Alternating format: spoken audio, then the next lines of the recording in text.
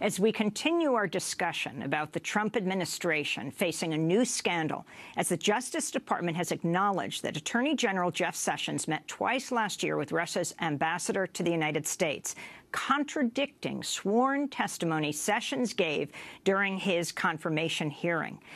We are talking to David K. Johnston, the investigative reporter, Pulitzer Prize-winning journalist, as well as James Henry, economist, lawyer, who's investigated Trump's ties to Russia. His most recent report is titled Another Cabinet Pick with Secret Ties to Putin and Oligarchs. But I want to begin, Jim, with you talking about these revelations that have just come out and what you find most significant. Well, I think the contradiction in the Sessions speech to the talk to the UN, to the Senate, and also his, a conflict of interest here, I think, in terms of having to preside over the FBI investigation at the same time that he may well have had conversation. You know, this guy Kiselak is a pretty significant player in the Russian orbit. You know, he was the fellow who had the conversations with Flynn that got Flynn into trouble. And the Russians have said themselves that they had all kinds of contacts with the Trump team. So here we find Sessions trying to draw this kind of phony boundary between what he does as a senator and what he does as one of the leading foreign policy advisors to the Trump candidacy. So I think, you know, this just has an odor of impropriety to it, and he ought to recuse himself. I don't know whether the answer is a special prosecutor or some other approach, but I do think that he's basically discredited himself. And you also have the New York Times expose today that we just talked about in the headlines. The New York Times reporting the Obama administration scrambled during its final days in office to preserve evidence of Russia's collusion with the Trump campaign. Citing unnamed former officials, the Times says Obama's aides left a trail of evidence across different government agencies to prevent the incoming Trump administration from covering up or destroying the evidence. The trail including passing sensitive information to Congress, keeping evidence at a relatively low classification level so a number of people could see it, also sharing information with European allies. I mean, you have situations like, you know, the NSA picks up a lot of information and it's not culled through, but they started to go through it, gather that information, categorize it, and start to disseminate it. The significance of this. Well, I think first of all, they have our own intelligence community obviously very concerned about this administration.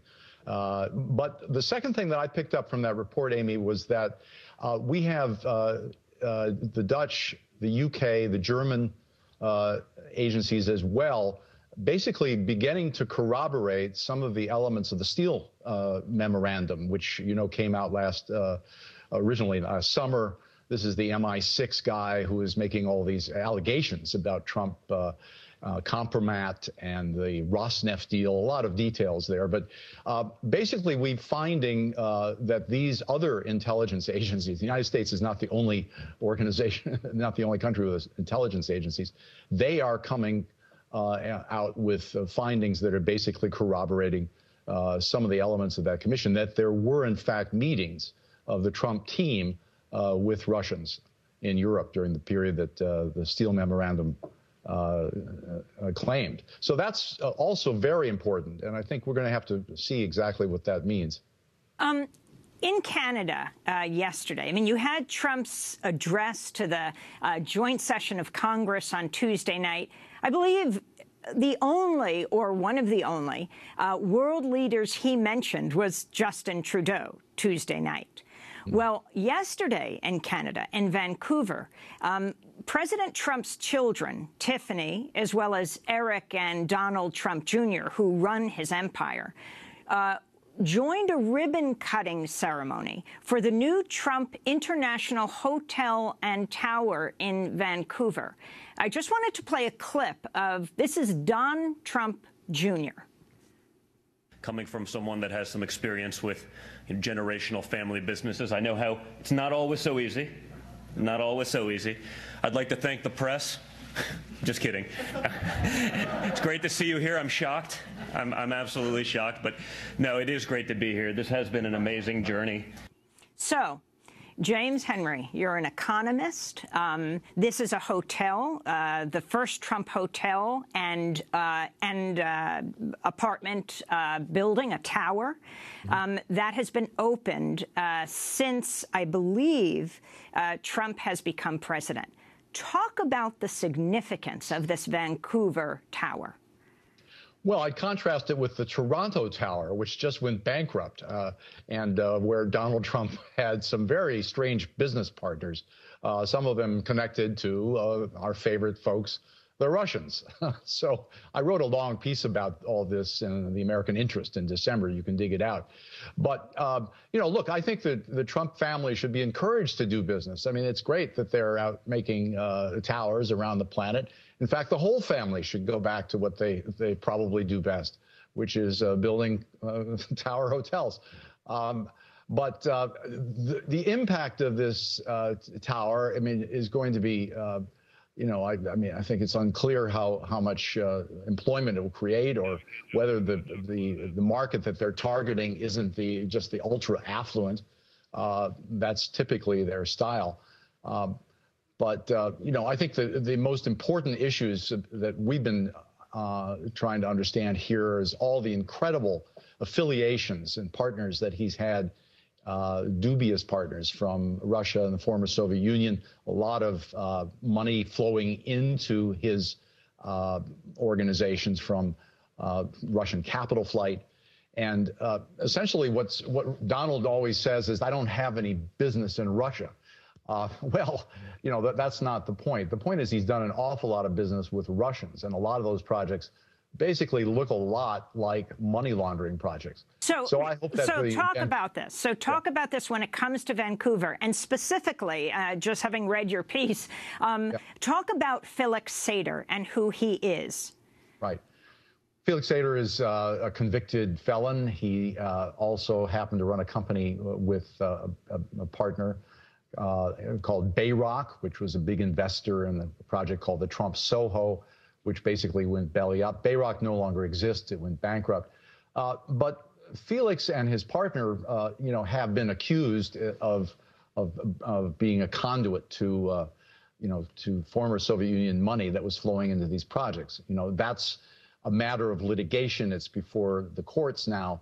But it is the case that the farther you look into Felix and his partners, the more curious, you know, the situation becomes. He was convicted and then had a very generous plea deal in 2000 from our former Attorney General Loretta Lynch, despite the fact that he'd been convicted of felonies for a huge $40 million financial scam.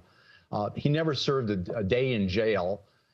He then did a kind of very big plea bargain with the Justice Department, and essentially we think he may have been helping the CIA repurchase Stinger missiles in Afghanistan with the help of his Russian friends. Anyway, that's another whole smoking gun we need to investigate. But Sater, to this day, has been involved in his latest thing was to propose a kind of a relaxed sanctions on Russia with respect to the Ukraine just in January, using Trump's personal lawyer, Michael Cohen, as a conduit. So this guy, the fact that these kinds of people are floating around the Trump organization and just in and out of the door is very disturbing. And, you know, my piece goes into a lot of the different networks. And but with staying on Felix Sater, you actually show the business card of Felix Sater, which we will show right here, which says Felix H. Sater, and on top it says Trump, the Trump Organization. That's right. I mean, he was at a certain point an advisor to Trump. He was meeting with him in his office. They were scheming to do projects all over the planet. You know, he was making campaign contributions to the Trump Organization, you know, this summer. They have distanced themselves from him. I mean, he has a, you know, this is a fellow who's been convicted of slashing somebody with a margarita glass.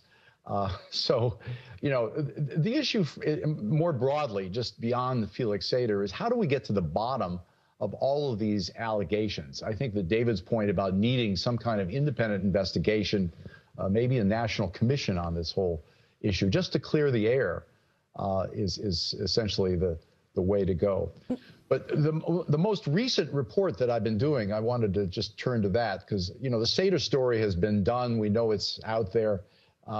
It still needs work. But, you know, the most interesting thing I've come up with lately is about our new Secretary of Commerce investing in a Russian-owned bank that's basically up to the minute involved in money laundering. And he's got, you know, 3 partners in that bank who are wealthy oligarchs, one of whom was a KGB agent appointed by Putin to the bank. This is the Bank of Cyprus.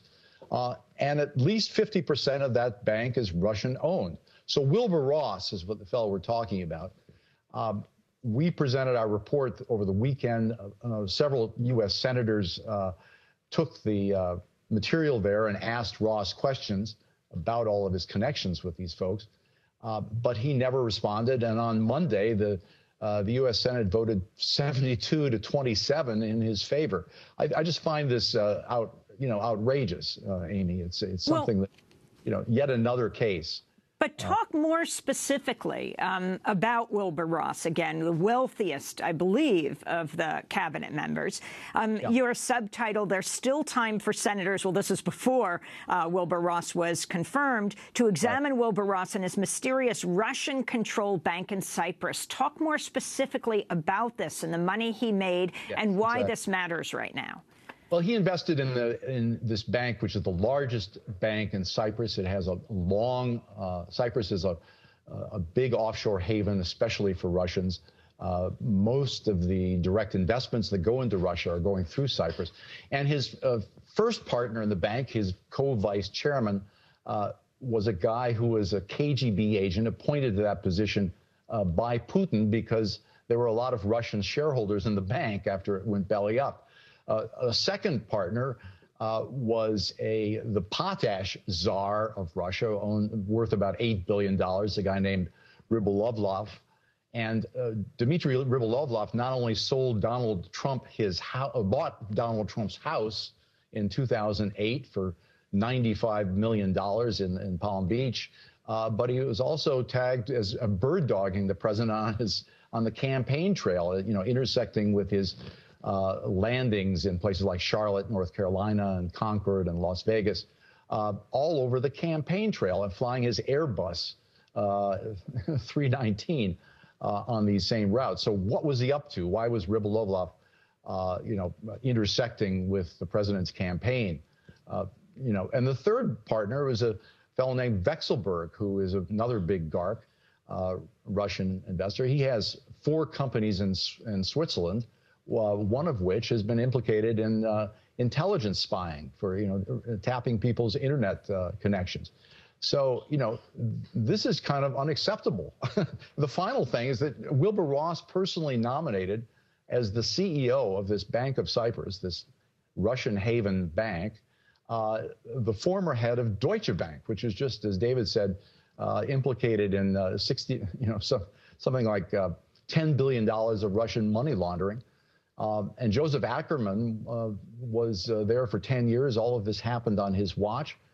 His reward is to become head of the Wilbur Ross-run Bank of Cyprus. So, he was fined $650 million for helping launder Russian money through Deutsche Bank offices in Moscow, New York, and Cyprus. Deutsche Bank, as you point out, is Trump's largest known lender, having extended him more than $300 million of loans that remain outstanding. That's right. So anyway, all this nets out to, you know, a whole lot of smoke, a few fires breaking, more and more contradictions in the administration's position. And I would say if you were looking at this statistically, you know, we're now up to maybe the odds of this happening just by probability is like 1 in 10,000.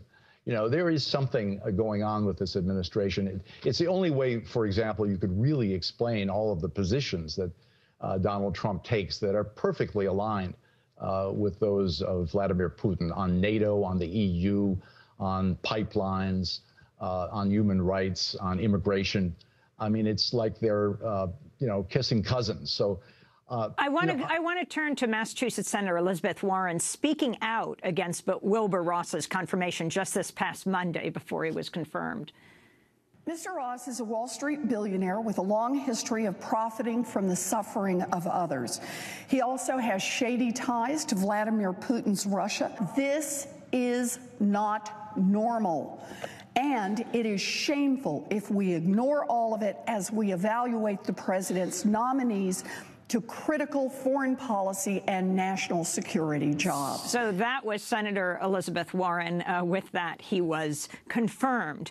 But I want to wrap up with David K. Johnston. This breaking news has just come in, David. House Majority Leader Kevin McCarthy and House Oversight and Government Reform Committee Chair Jason Chaffetz, of course both Republican, are calling on Attorney General Jeff Sessions to recuse himself from a Justice Department probe into alleged ties between Trump campaign officials and Russia's government. So some elected officials are calling on him to recuse himself, and others are calling for his resignation. If you can summarize what James Henry has said and where you think this is all headed. Well, I think all of this is headed to serious trouble for Donald Trump. I said during the campaign, I didn't believe Trump could get through 1 year as president of the United States. If the question we need to ask is, why did the Republicans up until now not want to know, and what do they not want to know? There is so much smoke coming out of the basement of this building that if the fire department said, oh, there's no fire, there's just smoke, and didn't respond after the building burned down, we'd all talk about what an incredible scandal it is. And I think you're now seeing that the really experienced professional politicians among the Republicans are beginning to realize that their interests and Donald Trump's interests are not aligned. You're going to see them stop defending Donald Trump's lies, his excuses, his utter incompetence, and protect themselves. If they're smart, they will agree to a no-holds-barred investigation. And, of course, if they get rid of Donald Trump as president, either through impeachment or exercising the 25th Amendment, in which the cabinet and the vice president can effectively remove the president and make Mike Pence vice president, they then get one of their own, Mike Pence, in the White House. But this is the beginning of the end, not the beginning. And all that's required now is a thorough, honest, open, no-holds-barred, bipartisan investigation to get at the connections. And what Jim has shown in his long report for DCReport.org is by itself compelling enough to raise questions about what in the world is going on in the Republicans not asking the right questions. And hopefully these announcements that were just made by Jason Chaffetz and Congressman Brady will signal that we now are in a shift and that the Republicans on Capitol Hill are looking out not for Donald Trump, not for the Republican Party, but for our country, so that we can get to the issue of, to paraphrase Richard Nixon again, people have got to know their president is not a traitor. And if he is, they've got to remove him yesterday. We'll leave it there. Again, that breaking news, House Majority Leader Kevin McCarthy and House Oversight and Government Reform Committee Chair Jason Chaffetz, both calling on Attorney General Jeff Sessions to recuse himself. David K. Johnston, we're going to link to your pieces, Pulitzer Prize-winning investigative reporter, author of The Making of Donald Trump, former New York Times reporter. And thank you so much to James Henry, economist, lawyer, and senior advisor with the Tax Justice Network. We will link to your pieces in the American Interests and DCReport.org.